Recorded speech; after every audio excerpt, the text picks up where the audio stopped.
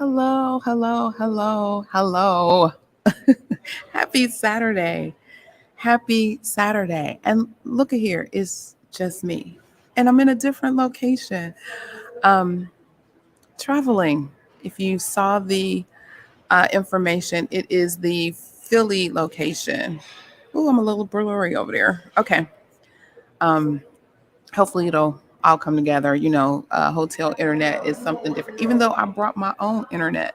I brought my own little internet, but it looks fine here. It looks a little fuzzy there, but we will press through, right? And get our information out.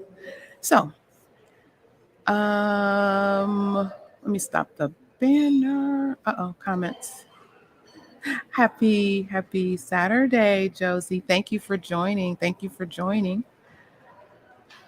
So, this is our 49th episode, and I was so excited, and I wanted to do something a little different because it's almost at 50. Everybody expects something different at 50. So I thought, okay, let's do something at 49. Well, my something didn't happen. It did and did not. So, usually have my co-host joining me. Um, quietly, I feel like I've been ghosted. That would be my tea for today. Here's my teacup. But quietly, I feel like I've been ghosted because my in all of 49 episodes today, my co-host is not joining me.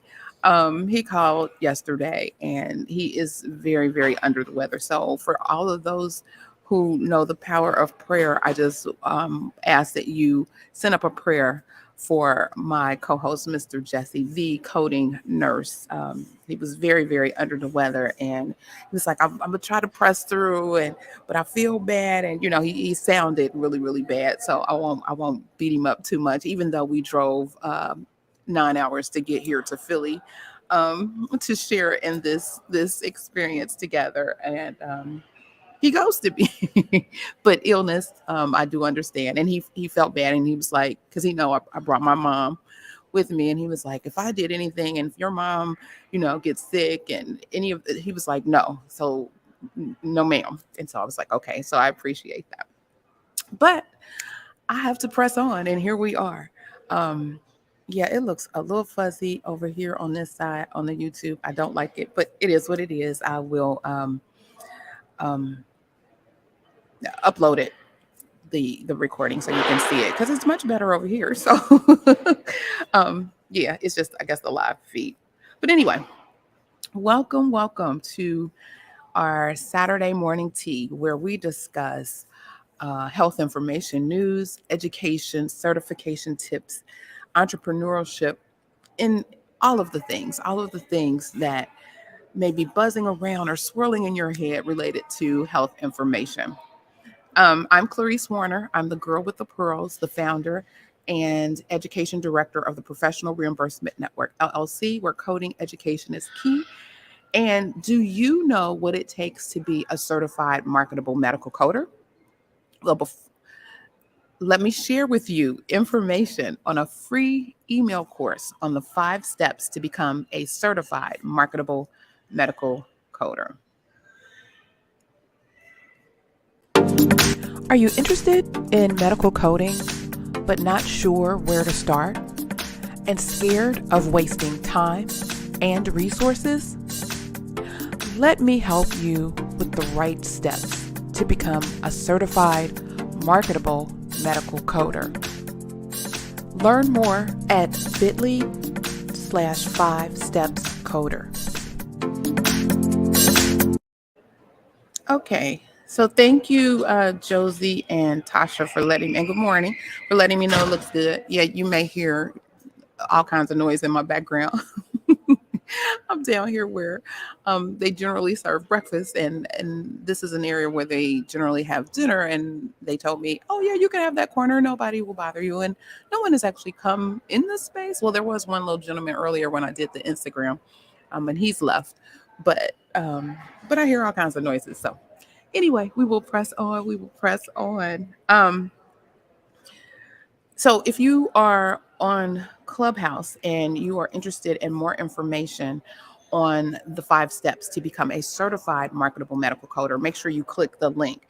If you are on YouTube, Facebook, and LinkedIn, you can check out the video description for the link. It's in there, I promise you.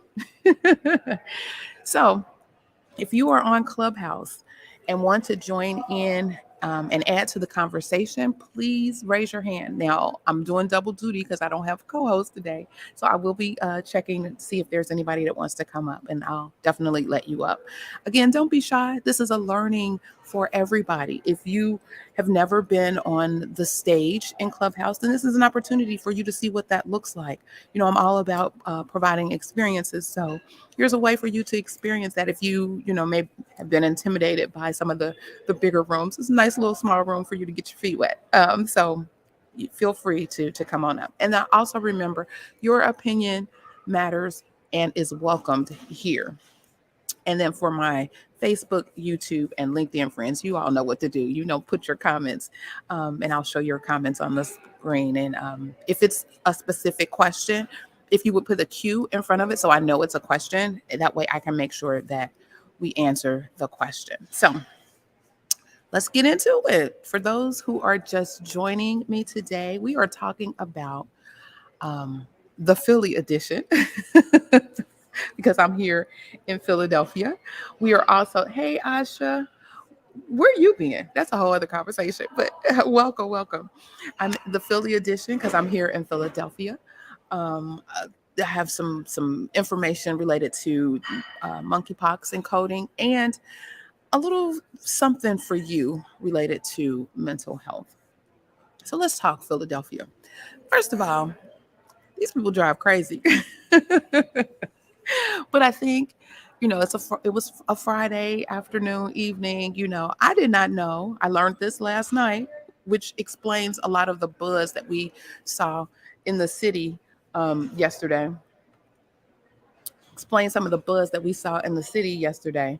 Hey, how are you? You went to Philly without me? We are not having that. You haven't been here. You have my number. I am so upset. I'll be here another day. Disrespectful. But go ahead, Monkeypox. I'm listening. I'm here for it. I'll be here a whole other day. But yeah, so yeah. Like I said, that's a whole other conversation. But how you doing? I'm good. Where are we missing somebody? How are you in Philly and you don't got the Philly guy? Say it again. I'm sorry. I said, how are you in Philly and you don't have our Philly guy? Where is he? I know. And I was nervous because I'm sorry. Yeah, I'm moving around. I can't hear a speaker. He called and he was like coughing, and he just didn't sound himself at all. But he was really trying to, I'm gonna get there, I'm gonna push through. And I was like, no, sir. What I need you to do, some of those medical professionals, they're their worst patients, right? I was like, sorry. We've been waiting for Philly for a minute. I don't blame him. I would have felt like that too. I was like, I feel like I got ghosted. And I was, until he called me, and it was like, but then he has given me some wonderful recommendations of places to go and different things to see. And so I appreciate that. So we were all in, we've been here since we got here Thursday. And he, I had some other work to do while I was here. And so he was like, well, we could do all of this together. That's how it kind of all fell together. And then my traveling buddy, she was on vacation, and she was like, I want to go somewhere. And I was like, I got the perfect place for you to go. So I dragged her along to Philadelphia. And that's how we got here. That's so cool. I have some things I have been dying to run by you and get your input on, but off channel, back channel. Okay. When I know you're busy, so no, definitely. Because I was wondering, like, where have you been? Where have you gone, ma'am? You were supposed to be my extra additional co-host on here. Well, I felt like we had extended our relationship outside of. We have so definitely. You would definitely keep me in the loop, but I've been looking, You outside. Have been busy, ma'am. Huh? You have been busy. Looking at because I'm looking at some ideas of business in like when one of the last full meetings that I joined, I want to say probably early spring or summer maybe even. Mhm. We were talking about some contract stuff and Yes. businesses, Yes. and I definitely am like I went from my little toe in the water to like, okay, for real, sis. Oh yeah, we definitely have to talk. So I need I will definitely some follow up with you. guidance and some, I just really need your guidance between you and Okay. Cool. because Cool. I'm yeah. I Cool. don't want to go into 2023 the way it is right now. Girl, I want to girl, do this you done said a like whole this. word right there. You done said a whole word. I love it. I love it. So, Definitely. but that I don't even. I know you have your topic with monkeypox. So Okay, yeah, um, let me but we'll definitely connect. See how we are all family here. We are friends and family, and we connect not only on screen but off screen as well, and run things by each other all the time. So be part of the family. Join us. But anyway, let me tell you a little bit about these Philly streets. This thing called a Philly cheesesteak. Now in Cincinnati, I live in Cincinnati. In Cincinnati, we have um, it's a chain restaurant called Penn Station, and I think it's similar to what they have here as the Philly cheesesteak. But first of all, y'all know I'm a vegan friendly vegetarian, so when I saw the meat that was piled up on, I was like, oh my god! And but then I found the vegetarian version, and it was still more meat ish on it, and it was okay. I missed my Penn Station. I will say I missed my Penn Station. I am going to try another spot because the folks here at the hotel has ranted and raved about Ishkabibble. I think is what they said. And they said the difference in theirs versus anybody else's is they season the food better. I'm all about the seasoning. And so they said they season the food better. So um, yeah, no, I miss him. I miss him. And I told him if he was feeling well, if he wanted to pop in, he could definitely pop in. And I called this morning, but I hadn't heard back, and so I was like, "Dude, don't make me. I'm that roll up friend. Don't make me roll up on you, just to make sure that everything is everything." But so we're going to the Ishkabibble place. So we went to the African American Museum in Philadelphia, and they have this wonderful exhibit. So if you are in town or get can come to town, it's well worth the few dollars to go through the exhibit. It's the African American Vision and Spirit African American Art, and it runs from October 1st through February 19th. And they had some wonderful photographs of Gordon Parks, and they had this other artist, Sam Gilliam. He does work with canvas, but he takes it off the frame. So he has like all these wonderful colors and patterns, but it looks like fabric that's thrown up against the wall, and it looks like it's like billowing. Oh, it was gorgeous. I have pictures, and so I may put together like a little my time in Philly video. But it was so pretty. So if you get an opportunity, check that out. The other thing, oh, so this is what I found out last night that I didn't know, because I like football, go Bengals, and Cowboys, and I like basketball, but the um, Phillies are in the World Series. So there's a whole big buzz here in the city, and I did not know that until I saw the news last night. So people are just like everywhere. The streets are packed. I mean, I guess even more so than normal. Um, I know their next home game is on Monday. Fortunately, we will be leaving, but I know it's going to probably be bananas here, just from what we saw on rush hour traffic yesterday. So, good luck to them in the World Series. Hopefully, they will do the thing. I think the news said something about they had an opportunity in '93, but didn't win, and so here they are again doing that. Good morning, Lashanta. How are you? Okay. Um, I'm checking everybody. Yes, Shay, we do. I know. I'm sorry, Asha. I just saw your.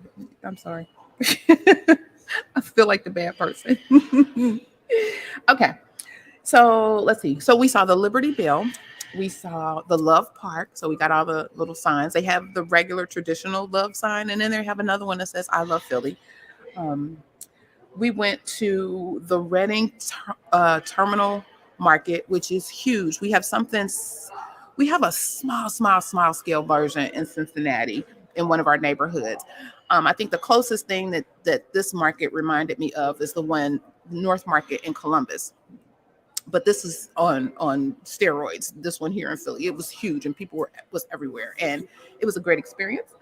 Um, and then last and certainly not least, if you know me in my compliance brain, I was excited about all the federal buildings that were around. When I saw a Department of Justice field office, I was excited. I had to take a picture. Only me would be excited about something like that, but it was everything I needed. So far this has been a great trip. We have a couple of other sightseeing things. I want to see the Rocky Stairs, and my friend said, "You gonna run up the stairs?" Absolutely, I'm gonna run up there. Prayerfully, I won't fall out in the middle, but I'm gonna run up them stairs. I feel like I work out enough. I may be able to do it. um, and check out Ishka Bibble, and there's another vegan-ish. I saw that recommendation from Miss Tabitha Brown, so I said, "Well, let me check out." She loved it. Let me check it out. Okay, so on to the topic at hand. So if you know, good morning, Vicky. Good morning. The um, third quarter coding clinic has come out, and in it, it provides information and guidance on monkeypox. And there's some other things too. So if you are coding in what was something bariatric surgery um, for morbid obesity due to metabolic syndrome, if you're coding bilateral breast capsulectomy and tissue expander removal, there are some questions related to that. Um, Esophageal cancer with brain metastases and cerebral hemorrhage, history of lymphoma in remission. Was another one I wanted to mention. Oh, shoulder impingement versus shoulder impingement syndrome. There's some advice related to that. Um, lung and brain metastases, intracerebral hemorrhage, and vasogenic cerebral edema. So there are several um, ask the editor questions where they provide information on those. And that's just a snippet of some of those. So check out the third quarter coding clinic if you get an opportunity. But for monkeypox, you know that it has the World Health Organization has declared it a global um, public health emergency of international concern. And then primarily it's a big concern because it's not typically seen in the United States, but we have seen it of late. And monkeypox is an uncommon infection caused by the monkeypox virus, which is a similar virus to, or the virus that's responsible for smallpox. So they mentioned monkeypox is really fatal and does not cause severe disease as smallpox does. However, individuals with compromised immunity may become acutely ill. Monkeypox is passed through person to person disease transmission, and there are vaccines to protect against smallpox viruses, and they are using those vaccines to prevent further monkeypox infections since the viruses are pretty much the same. So we do have a code, ICD-10 code for monkeypox. It's B04, and that's for monkeypox infection. Um, One thing that folks need to know, there is no specific coding guidelines for monkeypox. Remember when COVID came down, and I mean, we were scrambling. Well, one, there wasn't any diagnosis codes for COVID-19, so that had to be created, as well as the guidance around this. We already have a code for monkeypox, so there is no, to date, there hasn't been a need for any specific guidelines for monkeypox. But in the official guidelines for coding and reporting, you just follow the information that they have there. So you would assign the diagnosis, condition, problem, or other reason for the encounter or visit shown in the medical record to be chiefly responsible for the encounter. Now, if a person who is asymptomatic presents after being exposed to someone with active monkeypox infection, you would code that as contact and suspected exposure to other viral communicable diseases with Z20.828. That's how you would take care of that.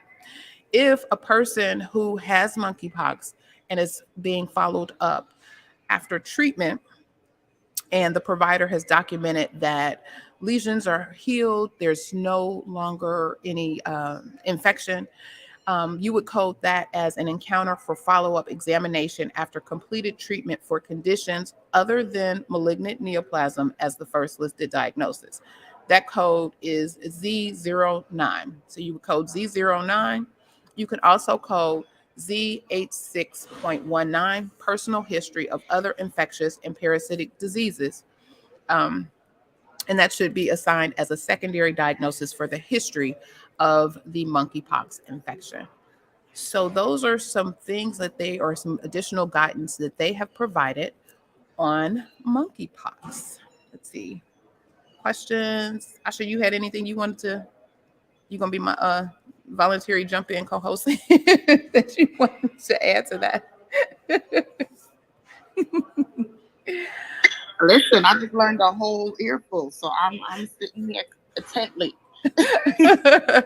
So yeah, that's where we are with the monkeypox diagnosis. You're right. I didn't know. I thought they would, take the time, since it's kind of now exploded in our faces, and put some guidance around it. But again, they're stating because it's already a code for it, they don't have that same urgency that we have with COVID. So the other thing I wanted to mention, and then I can kind of open it up for questions if anybody has any questions, was I saw this article on BlackFit. It was written by, I guess, the administrator of the BlackFit website or the community, and it talks about 6 things to unlearn for mental health. And so I know it says 6 things to unlearn for more peace. And I know this is the time of the year where oftentimes people are stressed for multiple reasons. I know it's the end of the year, and some, you have different pockets. So you have some pockets of people who, it's the end of the year, I'm ready to cruise. And so they're cruising. But then you have other people who are like, oh my God, it's the end of the year and I didn't do this, that, and a third. And so they're stressing and wanting to make sure they achieve those goals, or do all the things that they say they need to do. So they're trying to crunch everything in this fourth quarter. But trust and believe, just celebrate your little wins. Let me just share that. Celebrate the little wins. Even waking up and moving out of the bed could potentially be a win for somebody. And so celebrate that. Ticking off 1 or 2 items on your daily to-do list is something to celebrate as well. You may have multiple things that you need to do, but just ticking off and seeing the progress slowly but surely. It gets there slowly but surely. Helps. So here are some of the 6 things that they mentioned. It says the idea of needing to be successful to be worthy. So that's one thing to kind of unlearn. So our society has put so much weight on what, quote, success is. That's either being financially well off, but then being financially well off doesn't always equate to success for some people. Some people, like, that's not where my heart and soul and spirit is. That maybe be the thing for others, but not necessarily for them. So whatever success means, if it's having your health, love, and family, make sure that you define, and don't let all the things out here in these social streets confuse you, but you need to define what success means for you. The other thing we need to unlearn is pretending that you are okay when you are not. That's a whole sermon right there. This can be extremely harmful, preventing you from addressing a problem that could potentially be worked out. So you need to acknowledge when you experience pain, disappointment, or other negative feelings, and then work through it with talking to someone or writing down your thoughts. Y'all know I'm a writer. I carry notebooks with me everywhere I go. um, and so I'm writing things down. And then, if it's something that I feel like an uncomfortable conversation needs to happen, we gonna have that conversation one way or the other. And I try to be nice, and I think about sometimes the Aries spirit in me rises up, and I just have to count to 10 and say a little prayer. Lord, help me and hold my tongue in some situations. But other times I feel like, if you don't have the conversation, if you don't have the communication, the person that you may need to have the conversation with may think that everything is fine and will continue to go on and do whatever it is that they're doing, not knowing the impact it has on you. And so you have to say something. They may not know that, hey, if they um see, I was about to say something about microaggressions. That's a whole other topic as well. But they may not know that something that they say on a regular basis bothers you unless you say it. And so you have to tell people, we're not mind readers, and trust and believe everybody has something going on. And, I think the biggest thing to take from that is grace. We need to give grace, a lot more grace than probably we used to, but because you never know what somebody's situation is. And, you know, give them the grace, but also make sure you're getting what you need for your peace. So have those conversations. Number 3 is shaming yourself when you've made a mistake. It is okay to fail as long as you are learning from it. And I'm always looking for, well, what was I supposed to learn in this situation? But guess what? If you don't try, then you won't know that you've made a mistake, and you won't know that you failed. So I think just putting your foot forward and trying is probably one of the best things that you can actually do. So yeah. Number 4. Okay, I got a whole party right here. I don't know. Okay, I'm sorry. Number 4. I'm about to have a conversation. Number 4 is the belief that you will always be exactly where you are in life. No. It's sometimes difficult not to compare your achievements with others. And if you're not where you want to be, set a goal, then make a plan on how to get there. And then practice patience with the progress. You'll get there. But again, don't let these internet streets make you think that you need to be here or wherever, when your what's for you is for you. We've all heard that. What is for you is for you. And he won't give you more than you can bear, and he will guide and lead your path. So let him do that. And what's for them over there may be for them. And sometimes what's for them over there may not even be real. Did I say that? Wait, was that tea? I'm sorry. That was my spilling of the tea, I guess. So don't compare. Just live your life and do what you were called to do. Um, we are all individuals, and I think that's what makes it so. We were driving in, and looking at the trees, and fall is my favorite um season. I thought that was my mom over there. Okay, fall is my favorite season, and primarily because of the leaves. And we were looking at how, all the colors and all the leaves and the trees were blending in, and they are all individual, but collectively look at the beauty they have. But individually, they're beautiful just by themselves. And so think of yourself that way. What you bring to the table and what you have and who you are, you're just as beautiful. Yes. Yes. And you can't be something or something that you were not designed to be, nor can someone else be you. You're an individual. Okay. Uh, Number 5, you have to earn a break or much needed rest. Who came up with that? This is another habit in our society that can harm our health.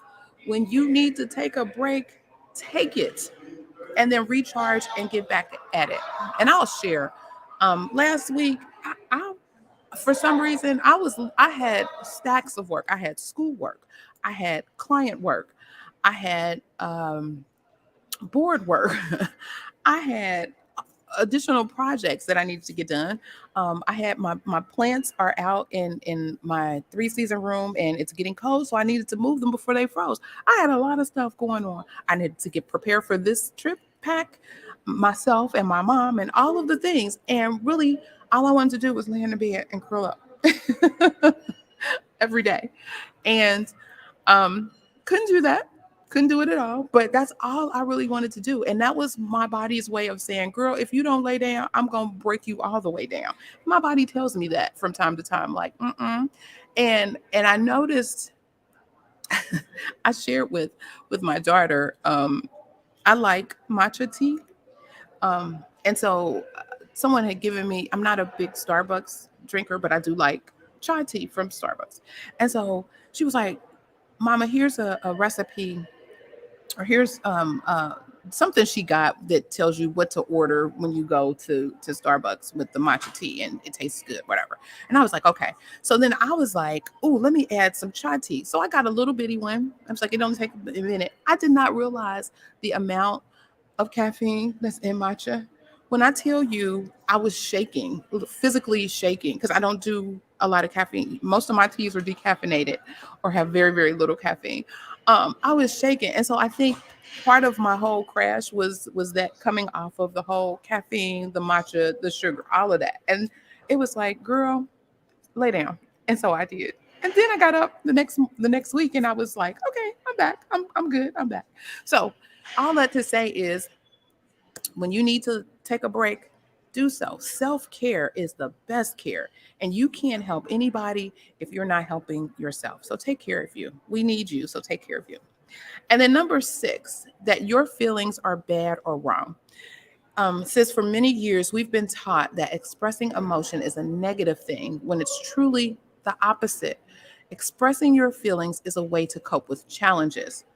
Feelings are not bad. They are what they are and how you feel. And yeah, you need to share those feelings with folks. Folks need to know this is how you feel. So that is my little mental health moment, if you will, on this Saturday morning for you, just different things for you to unlearn, for more peace in your life. All righty. Yeah. Oh, girl, wait a minute. When I tell you, she says the caffeine crack. I didn't realize, because again, I don't drink caffeine like that. I was like, when I was shaking, I'm driving like, why am I shaking? I'm not cold. What is happening? Then I got nervous because I have sickle cell, so I'm like, oh my God, what have I done? Am I triggering something? Am I about to get sick? Um, but then it was like, Renee, what have you done? Think about what you've done. Think about what's going on. And it was the matcha. It was all the things that I had on my plate. The weather change. It's dark, so I start my day early, and it's still the time hasn't changed yet. So it's still dark early, and I'm like, I need to be outside moving and walking, but it's dark. I'm not going out there. There are strange animals out there.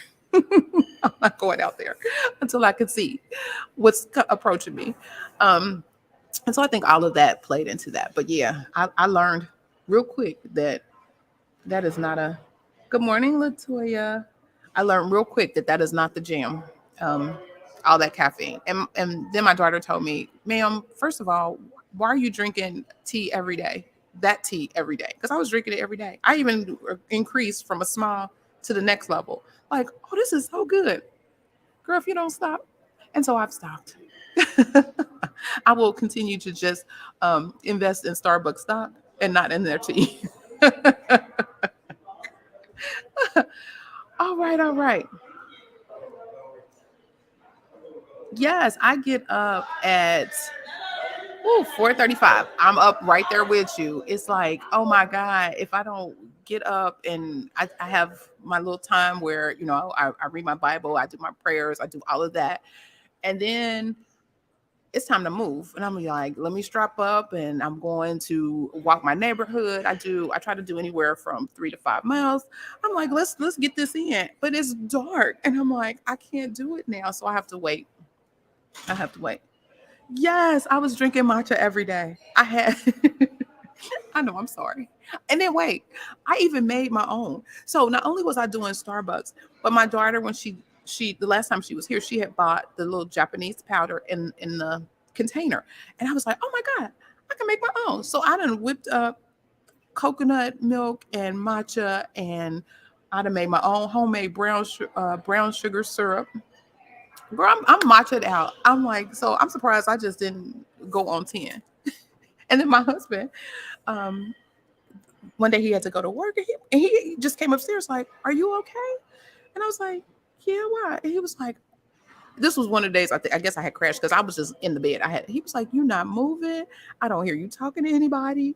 It's just quiet. You need a hug." I'm good. But he was worried, like, well, what is going on? So yeah, I I, I was a bad girl with the caffeine. Okay, so that was really all the topics that I have for the day, but we still have time. So if there's something you want to discuss, bring to the table, questions that I can answer. Hey, Tanika, I didn't see you in. Hey, Miss Kathy, I see you over here in our clubhouse room. I was mentioning I'm here. You see, I have different scenery. You don't see my all of my PRN stuff. I'm in Philly, and Mr. Jesse, unfortunately, is under the weather, so we didn't get to connect for my big Philly episode. Coming in on the 50th. Maybe we gonna do something for the 50th. How about that? um, we wanted to do kind of a panel discussion, and maybe we can just have a whole bunch of people in the space in the room, and just talking about some of the thing. Oh! Let me spill this tea. Did y'all pay attention to y'all AHIMA emails? Hmm. Well, guess what?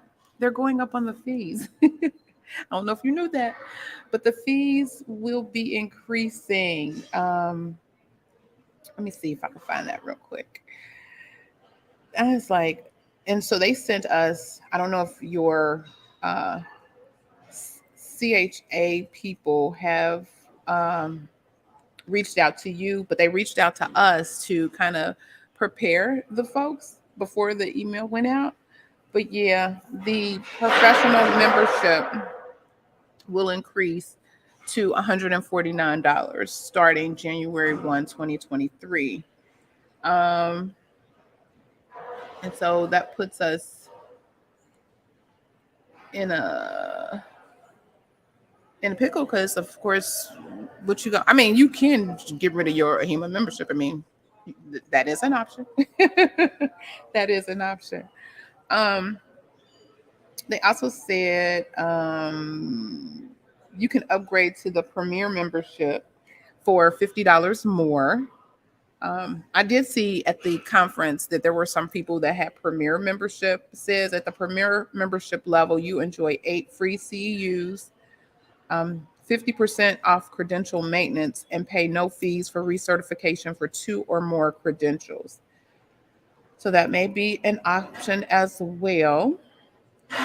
It said, I don't feel like it had been some time, but they said, although it has been quite some time since AHIMA has implemented a price increase, we understand it is never ideal.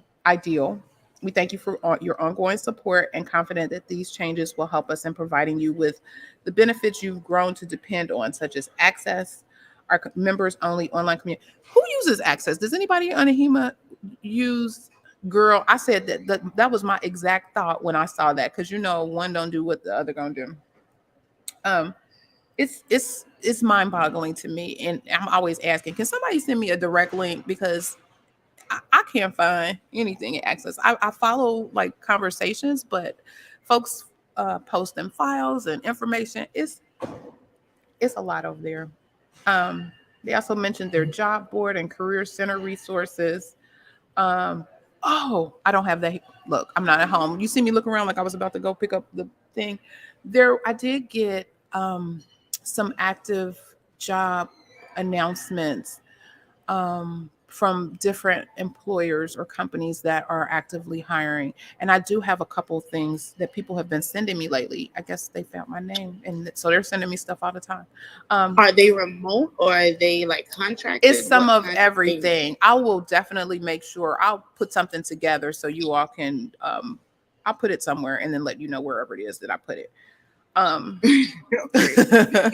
that so that if it's something that you're interested in, you can follow that, because it was a lot, and that was one of the things a lot of the people kept talking about. I know the one lady from the University of Michigan, she was like, we have been looking for coders forever. And she was like, we take new coders. So even, if you don't I have, don't believe them. I promise you, that's what she told me. She was like, and I, I'm not at home, but I wrote her name down so I can direct you directly to her, if that's something you're interested in. But she was like, even on the AAPC side, if you have a CPCA, we take them, we train them, and we will provide them the experience you need. She's like, but people are not, they're not applying. That was her thing. And then we also heard that people are applying, but they're not even following through with like something happens and it's like Well, I have been looking, and I have been kind of, well, at least for New York. And then I started looking outside of New York. I had some folks on LinkedIn kind of pull me to the side because I changed my LinkedIn profile to reflect that I had, become certified. And so I got a little bit more, what do you call it? Like attention, right? But it still was like dud after dud after dud. So I was like, okay, I think you know how the commercial the kids would be like, you lie. Y'all ain't telling me the truth. You're playing with the girls of emotions. So I'm like, oh. But I mean, seriously, Clarice, like if you got I'm like, my resume has been updated. I even had tried to go into just part-time something with education. And this guy, and I couldn't find my education resume. And so I sent what I had. He was like, this looks like all medical. And I was like, I must have done a really good job. I don't even know what it looks like, but I wasn't doing a really good job. And that's the other thing. And thanks for sharing that. That's the other thing that people don't necessarily realize or understand. Long are the days that you just have one resume. You actually have to have resumes tailored to positions. Your interest. Or your interest or your skills or whatever it is that they're looking for. You got to do that. It's crazy. I mean, no, actually, I think it's better. And I learned that from, I think, a scout who said, take this off. If you're going to keep this on, put this in there. And that a recruiter. And you could tell she was an older lady. And she was like, you got a lot of stuff on here. It's really dope. But this is what I need you to put in it. So when I send it to my company or these companies, I think you'd be a good fit. But I don't think I don't know if I don't think. I think that there are a lot of people that are recruiting that are just the job.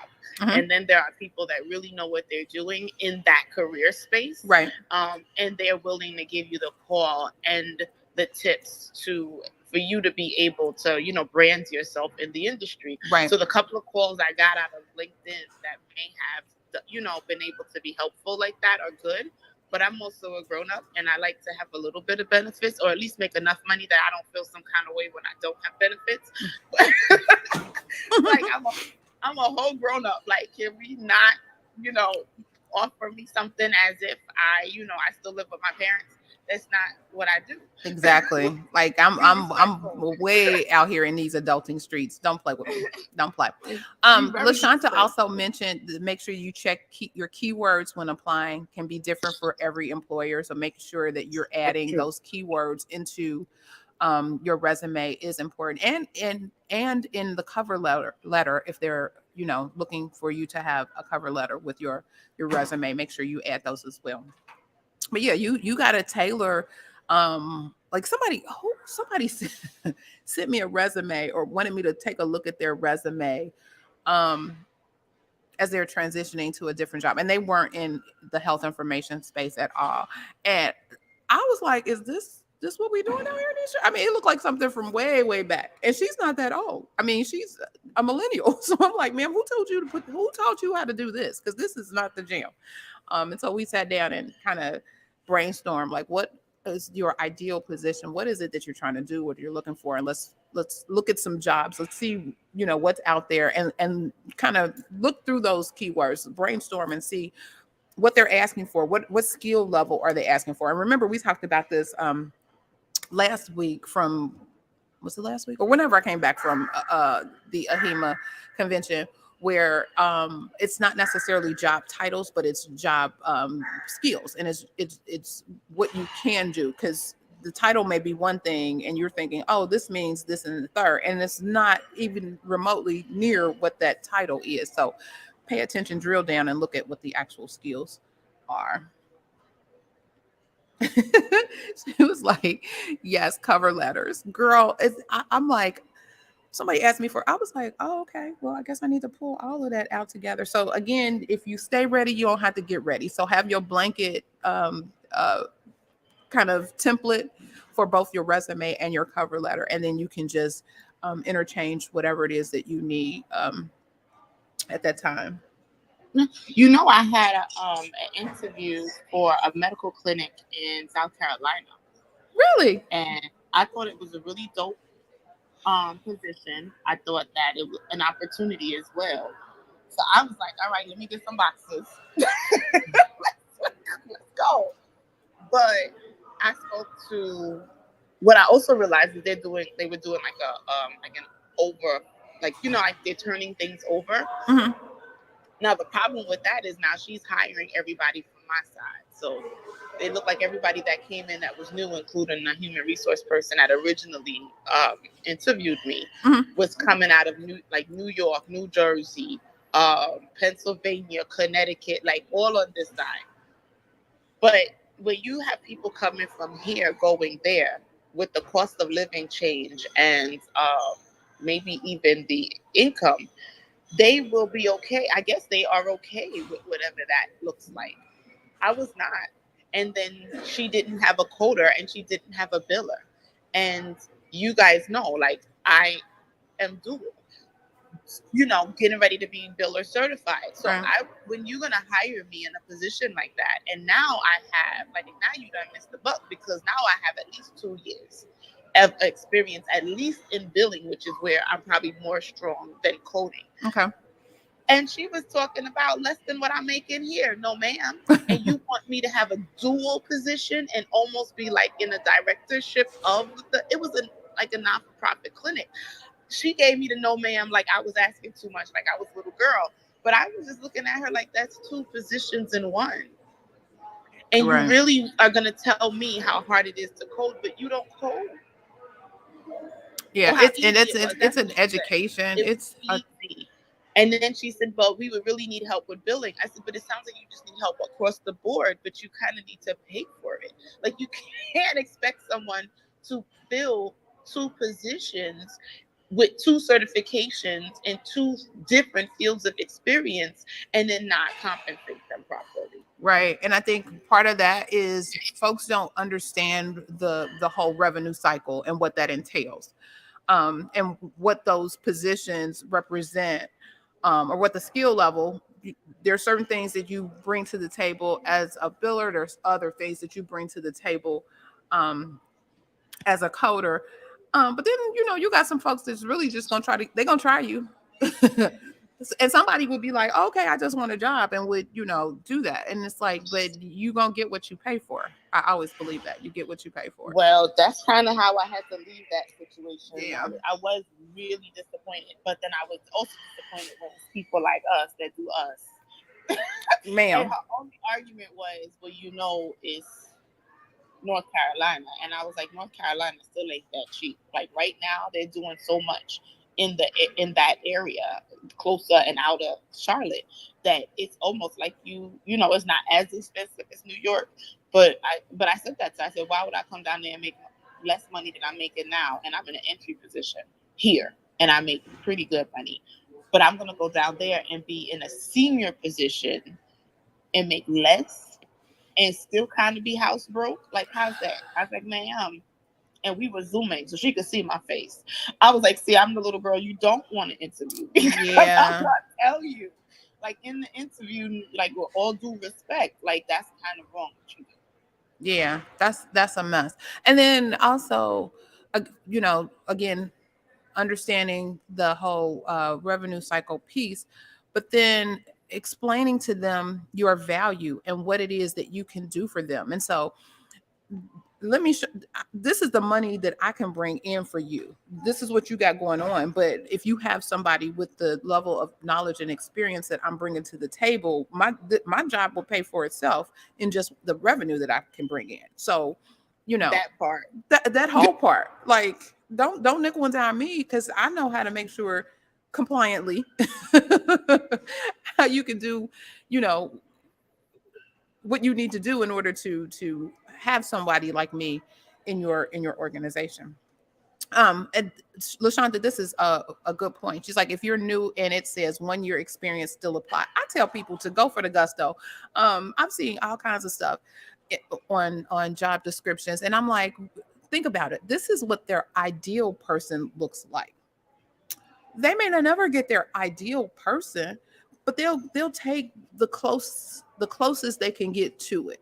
Now, keep in mind with the way that things are opening up now, where you do have the option of having these remote positions, and so they can kind of look at the pool is open, the pool is wider, and so you have to be able to sell yourself. And but I always tell even my students, I tell them all they can do is tell you no, apply for it. If you think this is the job that you want and you can bring value to them, sell yourself and apply for it. Especially if you apply and you get to the interview portion of it, that's when you put on all of the magic and you shine and you tell them what you bring to the table. But don't not apply because you like, oh well, I think they want so and so and so. Well, isn't that where you trying to get? Isn't that what you want to be? So apply for it. Let them tell you no. And then even have those, if you get an opportunity to have the conversation about, well, tell me more about what it is that you're looking for. Tell me more, get more information so that you can build your skill level and your knowledge base for the type of positions that you're just trying to go for. So yeah. Yeah. A brag book. I like that. I like that. Turn them into marketing pieces. She said a brag book on those wins, turn them into marketing pieces. Yes. Love it, love it. You said, yes, I agree, but it's going to be someone that takes that low ball percent. And it is. But again, they're going to get what they pay for. They can't get the same level of expertise that you're bringing. They can't get the knowledge base that you're bringing. And let them do that. And then when they see this stuff is all left, they'll be looking again and trying to refill that position. Um, that's yeah. So don't be intimidated by, and then a lot of these HR people or recruiters, or their job is to get some faces in the door, so to speak. They may not necessarily have a whole grasp on health information and what that entails and what the skill levels are or whatever. And that was one of the things that we talked about extensively at AHIMA. It's like somebody needs to get with these HR professionals because they are clueless, but they're wait, do I have my look? They're the gatekeeper. You know how we love that term. They are the gatekeepers because the people who need the staff are not getting the people that they need to connect to because you got the HR gatekeeper. And so they need to have a knowledge base of who we are and what we do so that they can easily flow that information over to. Like I said, I always try to find out who is the hiring person and talk to them. And then we work our way through their HR system. Like, well, you need who, what? Let me get a name so I can say, okay, this is the person that I talked to, and this is what they told me they needed. And let me deal with that person. And then we decide at some point based on our conversations, is it a good fit for me? Is it a good fit for you? And then we circle back through the HR. Now, I know that is not always the way you can do it, but if you can get a name and you can find out somebody, try that. Try that route. All right. Any other questions? This has been good conversation. Good tea as well. Let's see. I'm trying to keep, look, my my message washer is not here, so I'm trying to look at all the comments. I need to figure out, okay, y'all know me and my technical mind. I need to figure out, and I am going to figure out how Don't to let her get. play, y'all. Listen, that's because she left me in New York. That's what happened. Because had we been in Philly together, this would have never happened. She would have been like, Ash, You're absolutely Terrence correct. can't even, you listen, I just, hey, Ash, you're like 2 hours away. Ash. Oh God, you are absolutely correct. Tanika, see how she did me, Tanika? See how she did? I'm in New York. She in Philly. We've been talking about this since the summertime. Tanika. We See how she did me? But let me tell you, so I have been trying to get it, and I would throw out these dates, and they'd be like, no, that's not a good time. Or when we throw another date, no, that's not a good time. And I was like, Tanika, she ain't throw me no days, Tanika. Don't let her lie to you like that. Who else? I didn't throw, you are absolutely correct. I'm not lying. I didn't throw the dates to you. I threw the dates to him. And they didn't match. It didn't even make sense. I'm like, I'm 2 hours away. I'm sorry. We'll have to do this again because this was great. Look, I'll just have to come to New York next time. How about that? I'm not ready. I don't want to be in New York next time. I want to be in Philly. You want to be here. Okay. Well, we can come back to Philly. We actually had a great time. We had a great trip. So we could definitely come back to Philly. I wish I could see my face on YouTube. I'm holding my sorry. head. I'm not ready to talk about it right now. I'm feeling distressed. I'm so sorry. Oh, don't let that be part of the mental health. Look, you need your peace. Let me get the coding together for my diagnosis.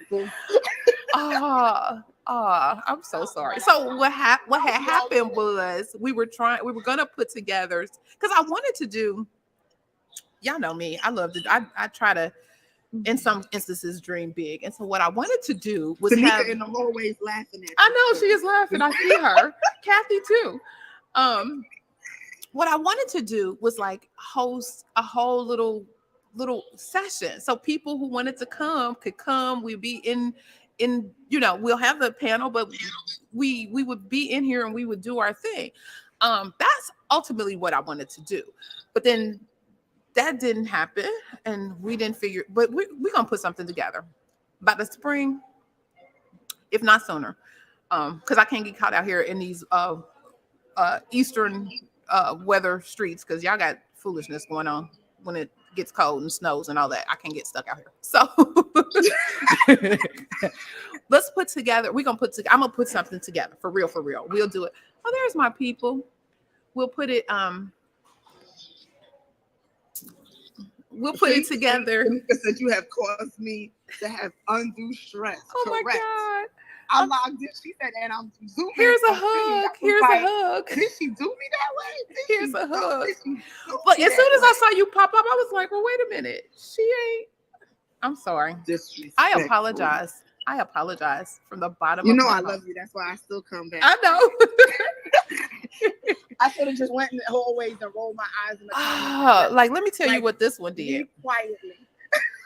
But we're like when you go to church and the message ain't right, you just put your finger up and walk right back out the door. You see how they do me? You see how they do me? This was not for me. She said spring is good. I'm in New York and don't like these winter streets. Girl. So yeah, we're gonna do something in spring. I'm gonna that's what we're gonna do. My friend, we're gonna get her vacation, my traveling driving buddy. We're gonna get, unless we fly. We may even fly. We'll see. Now, where are you, Clarice? You said you're in Atlanta? Say it again. Where are you?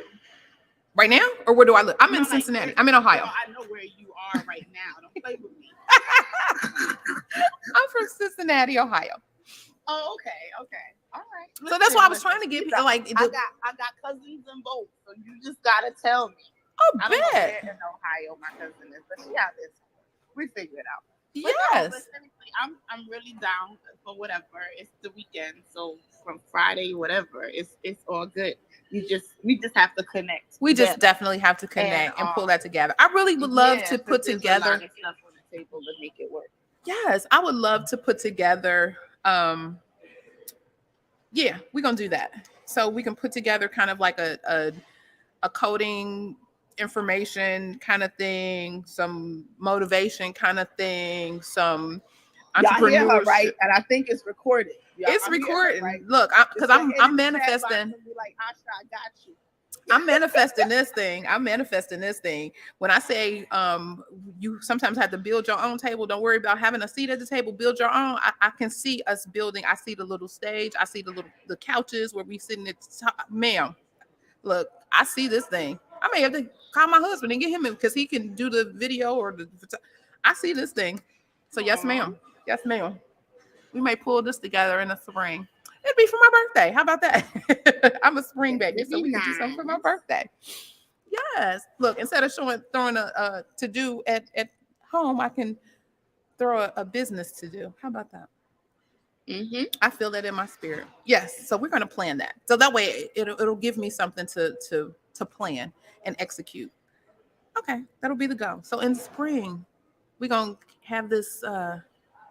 Maybe will it be 100 episodes by then? Probably not.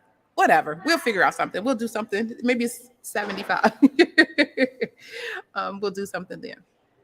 And anybody that wants to be a part, just let me know. We'll figure out. We'll figure out and get folks on board. That'll be fun. That'll be fun. Or we can have you all as ambassadors on all of the programs, and you guys can help walk us through this on the social media streets. That'll be fun. Oh, I'm excited. See, you done turned. And y'all go ahead and inbox me so I can hopefully accountable. Hold me accountable. Hold me accountable. I don't understand how this happened. I wouldn't want it to happen to anybody else. Oh my god. Oh my god. Okay. So sidebar, I'm so being funny. I know. I'm so being funny. I do love Philly though. I absolutely, and it would have been, and I was definitely looking forward to it. But I'm absolutely being funny because what else to do with that? But no, we're gonna plan. Cheesesteaks, and I was like, vegan. I saw something with vegan cheesesteaks, and I was like, and I saw something else with vegan oxtails, and I was like, y'all playing with my emotions right now. Because if it works for me, then maybe I could really do this vegan thing. Because those some things that I really ma'am, like. It's the jam. So, so like the they use seitan, which is like a wheat flour something. I'm not a big seitan person, so that might be the other thing. But it wasn't seasoned, and I'm like, if you gonna pull this off, at least you gotta do it. You gotta put everything like in it. And I tell people all the time, my vegetarian meals are cooked as if I'm cooking for my family that are not vegetarian. So my food has to taste good.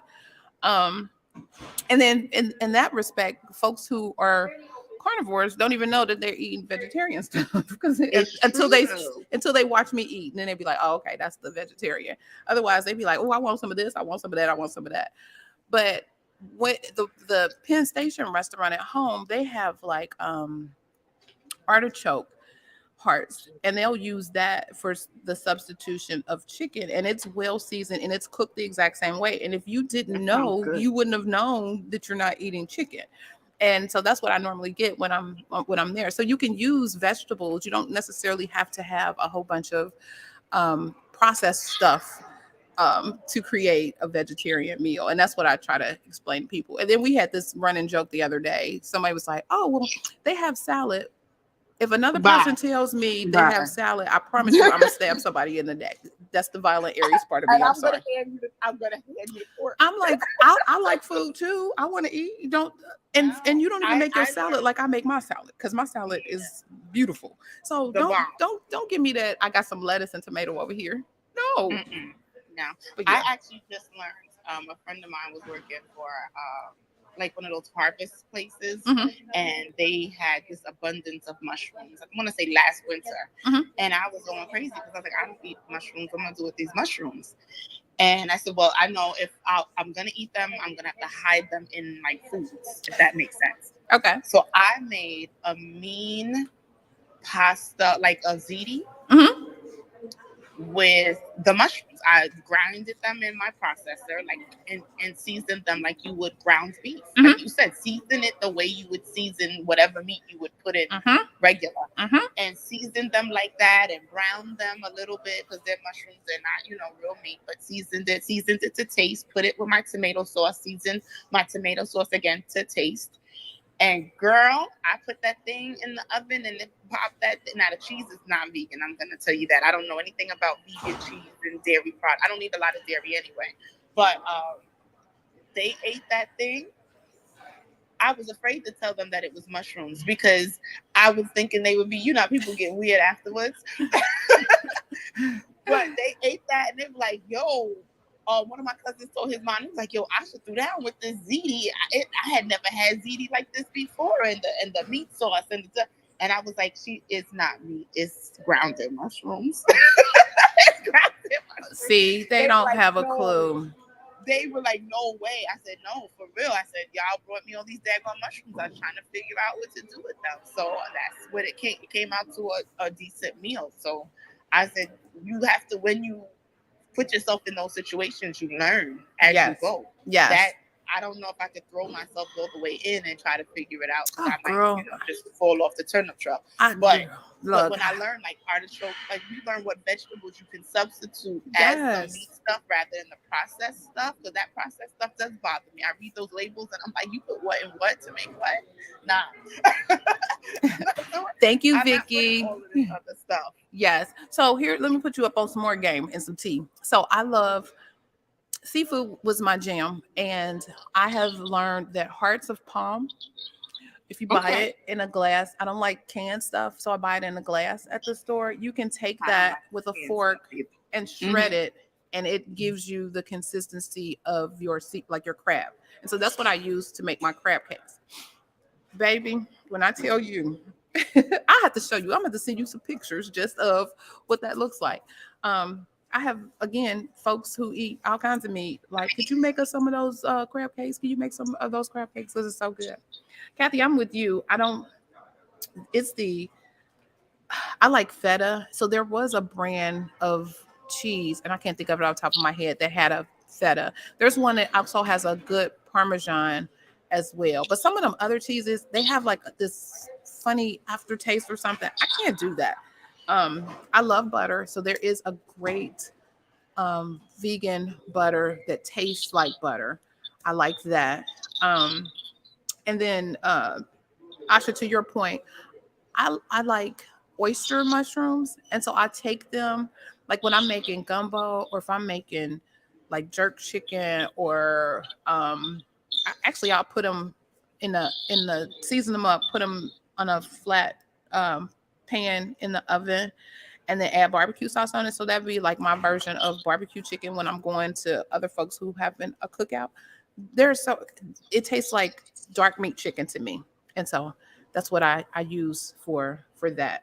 But yeah, and there's a lobster mushroom, and I see it at the store. But when I tell you it's like $35 a pound, I probably will never eat a lobster mushroom unless somebody else is making it and I'm eating it. Because I don't have that kind of money for a mushroom.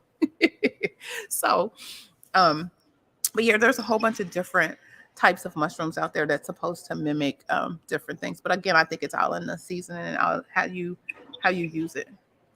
Yeah. Mm-hmm. So I'm excited. So yes, keep me on point, on task. I'm gonna look at some dates. I'm before I leave Philly tomorrow, I'm gonna look and see. Actually, I do like this space here. So I'm gonna see, because they got this little room right here that's behind me. This is a whole other room. Nobody was in here. I could have probably got that room, and we could have did our thing right here, or we could have just took this whole little space and did it right here. But yeah, I'm gonna investigate that, because this was cool. This wasn't bad. You can get your Philly. We can look. Don't let me find some place like, can I grill out? We could do some vegetarian meals. It's like, look, I'm up to it. There's some pretty dope Airbnbs out there too. So well, yeah. So if somebody would investigate that, yeah, that'll work too. Yeah, that'll work too. Yeah. I go out to Philly. Not, I would say fairly often. My daughter is out there. Okay. And then I also like to go out to the Dutch country.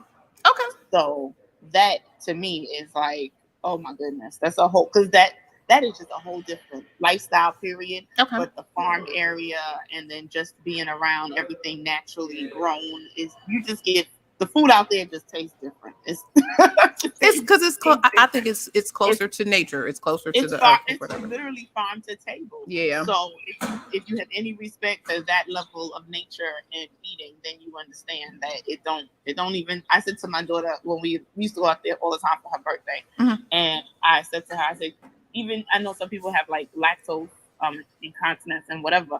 You have ice cream from them jokers, you don't have no problem. So it's definitely something for that farm to table. Yes, it's not the same. I promise you, it's not the same.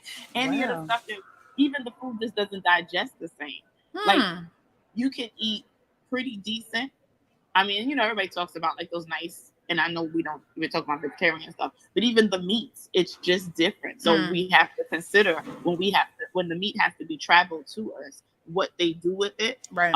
And then who's growing the cows and this and that. Like all of that has a lot to do with why our bodies are responding to what we're eating. So those additives and pesticides and yeah, my body is so happy when I'm out there and I'm eating in the air, and it's different. And forget about it. Let somebody that I Airbnb with, one guy, because they had cornfields, he had gotten the first corn harvest and boiled up some corn. Oh my goodness. I don't even think he put anything in the water. Wow, that's what's up. And that's taking this all full circle, that's what's contributing to some of these chronic diseases and conditions that we're suffering with that could be avoided. It's really the food medicine that we're giving ourselves or not contributing to that. Wow. Oh, I'm excited. Yeah, Tanika said what they're feeding the cows. Like cows supposed to just eat some grass, some good grass. What is all this other stuff y'all pumping into them? All right. Well, we are way past the top of the hour, but this was good. Even though I got put all on Front Street, it's okay. I love her too. Because you in Philly, Front Street. I know. Philly. I'm sorry. I'm out here in these Front Street and Philly streets. My bad. So thank you all for joining this morning, the Philly edition, the Philly episode. We will have another one come spring. So more to come. We'll drip it as we get closer to it, and yeah, we'll make it a whole little event. I see that in my spirit. Okay. Prayerfully, the tea was spilled today. And if this information was valuable for you, remember to help us share this message with others by liking the video, sharing the video, and subscribing to the channel. I got my little handle, so it's easy now. It's at PRN Coding EDU, as you see right here next to my name. That's how you can find my YouTube channel as well. So you can find me on all the platforms, except for LinkedIn. LinkedIn is my name, Clarice Warner. But all the other platforms, you can find me using this. Let's see. Again, Clubhouse folks, make sure you connect with each other. Click on the little Clubhouse, the greenhouse, so that you can join the fun in our club. You see how we treat each other. We're like family. But then you'll also get notified of our live broadcast, which usually happens Saturday mornings at 9 a.m. Eastern Standard Time. So again, this has been a great session today. Thank you all for joining. And remember, be safe, be kind, and don't wish for it, work for it. Until next time, see you back in Ohio, but I'll talk to you soon. Have a great weekend, y'all.